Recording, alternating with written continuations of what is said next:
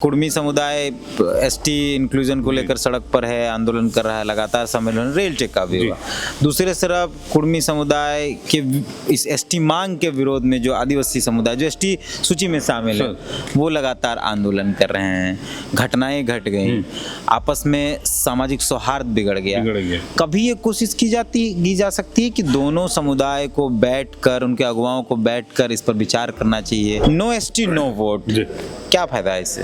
ये है एक समुदाय के लिए, हम लोग उतरे हैं एक समुदाय बेसिस पे, कुर्मी समाज को लेके। मैं सिर्फ पॉपुलेशन लेके तो नहीं जाऊंगा ना, अपना अधिकार का एक, अगर मैं एसटी बन जाता हूं तो उनका जो परसेंटेज है, परसेंटेज में भी इजाफा होगा। कहा जाता है कि महतो और मांझी भाई भाई, लेकिन आजकल महतो इधर जाए और मांझी उधर जाए वाला हो गया। मुंडा समाज के साथ में कुर्मी समाज का झगड़ा हो गया, कभी सुनिएंगे संथाल समाज के साथ हमारा झगड़ा हो गया, लेकिन ये झगड़ा करा कौन रहा है?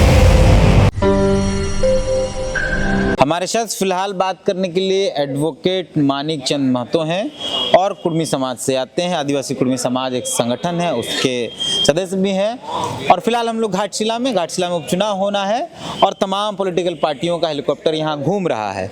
वकील साहब घूम रहे हैं इस बात को लेकर कि नो एसटी नो वोट। हम समझते हैं इनसे कि आखिर इससे क्या फायदा होगा समाज को, या क्या मैसेज देना चाहते। पहले तो दादा बहुत बहुत धन्यवाद समय देने। धन्यवाद आपको भी। नो एसटी नो वोट, क्या फायदा है इससे? देखिए, नो एसटी नो वोट, हम लोग एक तरह से एक एक्सपेरिमेंट कर रहे हैं। इसमें क्या है कि जो हमारा कुर्मी जाति है, सबको हम लोग एक मैसेज दे रहे हैं कि हमारा जो आंदोलन अभी तक चलता आ रहा है उसका कोई रिजल्ट नहीं निकला। तो जब रिजल्ट नहीं निकला तो हम लोग को ये सोचना पड़ रहा है कि आंदोलन से जब रिजल्ट नहीं आ रहा है, इतना बड़ा बड़ा आंदोलन हो गया, उसका कोई रिजल्ट नहीं आया, तो अब हम लोग को क्या करना चाहिए? तो आंदोलन के बाद में ये एक बोल सकते हैं कि पोस्ट आंदोलन, कि ये आंदोलन खत्म हो गया है, अब ये दूसरा आंदोलन शुरू हो, फेज नया है, नया फेज, लड़ाई का नया जी। हाँ, नया तरीका हम लोग को इसलिए लाना पड़ रहा है क्योंकि पहला जो तरीका था वो किसी भी सूरत में लगता नहीं है कि कुर्मी समाज को कोई फायदा हो रहा है। तो हम लोग एक नया फेज शुरू किए हैं, नो एसटी नो वोट। अब ये कहाँ तक जाएगा, कितना दूर हम लोग इसको लेके जा सकते हैं, ये हम लोग कोशिश कर रहे हैं कि ये 40,000 गांव तक जाए। और सारे लोग हुई है और ये अभी शुरुआत है हमारा। आप वकील हैं पेशे से, जी। और आप ड्रेस भी गेटअप में भी पूरा है। हाँ, वकील मूलतः संवैधानिक कार्य करता है, जी। उसको संविधान के अंदर ही काम करना है, बहस भी संविधान के अंदर ही होगा। तो क्या वोट बहिष्कार संवैधानिक लगता है आपको? देखिए, वोट देना अगर मेरा जन्मसिद्ध अधिकार है, मेरा मौलिक अधिकार है, तो वोट ना देना भी मेरा अधिकार है। अब मेरा पास एक, मैं किसी से पैसा नहीं मांग रहा हूँ, मैं ये नहीं बोल रहा हूँ कि मेरा फायदा कुछ हो तो मैं वोट देने जाऊँगा। ऐसे तो प्रत्येक व्यक्ति बोल सकता है कि मेरा ये फायदा होना चाहिए तब मैं वोट दूंगा, हर व्यक्ति ये बोल सकता है। तो यहाँ 150 करोड़ की आबादी है, तो ये तो सरकार परेशान हो जाएगा। ये है एक समुदाय के लिए, हम लोग उतरे हैं एक समुदाय बेसिस पे, कुर्मी समाज को लेके। समाज अभी क्या डिसीजन लेती है, वोट बहिष्कार होगा कि वोट बहिष्कार नहीं होगा, ये समाज पे डिपेंड करता है। हमारा काम है उनको जागृत करना, उनको बताना कि हम आज तक कहाँ तक पहुँचे हैं और आगे हम लोग कहाँ तक पहुँच सकते हैं। अगर हम लोग ये तरकीब निकालते हैं तो इसमें हम लोग कहाँ तक आगे बढ़ सकते हैं। मतलब वो अगर वार्ता हो जाती है 6 तारीख तक हो जाती है तो फिर वोट देंगे, सोचेंगे किसको देना है। आप लोग जिसको मन है वो लोग उसको वोट लेकिन अगर नहीं होती है तो फिर हम लोग आगे प्रोसेस में जाएंगे, कोशिश किया जाएगा कि बहिष्कार। अच्छा, एक जो लड़ाई स्टेट के अंदर दादा शुरू हुई है, एक तरफ कुर्मी समुदाय एसटी इंक्लूजन को लेकर सड़क पर है, आंदोलन कर रहा है, लगातार सम्मेलन रेल टेक का भी हुआ। दूसरे तरफ कुर्मी समुदाय के इस एसटी मांग के विरोध में जो आदिवासी समुदाय जो एसटी सूची में शामिल है वो लगातार आंदोलन कर रहे हैं। घटनाएं घट गई, आपस में सामाजिक सौहार्द बिगड़ गया। कभी ये कोशिश की जा सकती है कि दोनों समुदाय को बैठकर, उनके अगुवाओं को बैठकर इस पर विचार करना चाहिए। कुर्मी समुदाय को लगता है कि उनके अधिकारों का हनन हो रहा है, उनको संरक्षण चाहिए, इसलिए वो एसटी में जाना चाहते हैं। एसटी में जो पहले पहले से हैं, उनको ये लगता है कि उनके अधिकारों का हनन हो जाएगा, जो उनका पॉलिटिकल आरक्षण है 28 सीटों पर, उस पर नुकसान हो जाएगा, नौकरियों में आरक्षण है उस पर नुकसान हो जाएगा। मीना समुदाय का कई बार वो उदाहरण भी देते हैं इसको लेकर। तो क्या कभी दोनों अगुवाओं को बैठकर बातचीत करना चाहिए, आपको ऐसा लगता है? क्योंकि वकील का तो एक काम होता है कि समझौता भी करा दो, तो कोई समझौता वाला स्कीम लगता है? जरूर हम लोग एक्चुअली ये प्रयास में हैं कि अगर इस तरह से कुछ हमारे समुदाय से लोग खड़े हों, क्योंकि हमारा जनसंख्या ज़्यादा है, किसी भी एकल समुदाय, तो हमारा जनसंख्या ज़्यादा है, इसलिए हमारा फ़र्ज ये पहले बनता है कि हम लोग उनको समझाएं, पहला ये होना चाहिए, और फिर उनके लोग भी आएंगे, हम लोग दोनों समुदाय के लोग बैठेंगे, हम लोग बात करेंगे।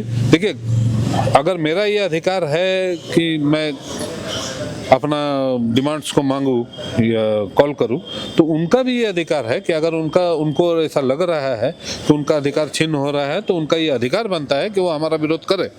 ये तो जग जाहिर सी बात है, लेकिन हमको ये बताना होगा कि आपका अधिकार छिन्न नहीं होगा, और मेरा क्या अधिकार है। मैं सिर्फ पॉपुलेशन लेके तो नहीं जाऊंगा ना, अपना अधिकार का एक, अगर मैं एसटी बन जाता हूं तो उनका जो परसेंटेज है, परसेंटेज में भी इजाफा होगा। अगर मान लीजिए अभी 26% है, उसी में अगर हमको भी डाल देगा तो जाहिर सी बात है खत्म होगा।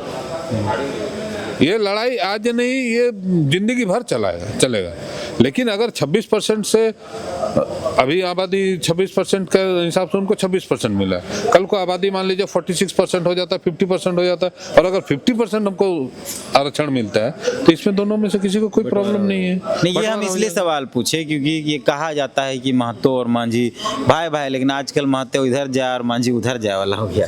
नहीं, एक्चुअली क्या है कि देखिए, समाज को पहले हम लोग सब झारखंडी थे। जब झारखंड अलग राज्य की लड़ाई लड़ी गई ना, उस समय हम लोग सब झारखंडी थे।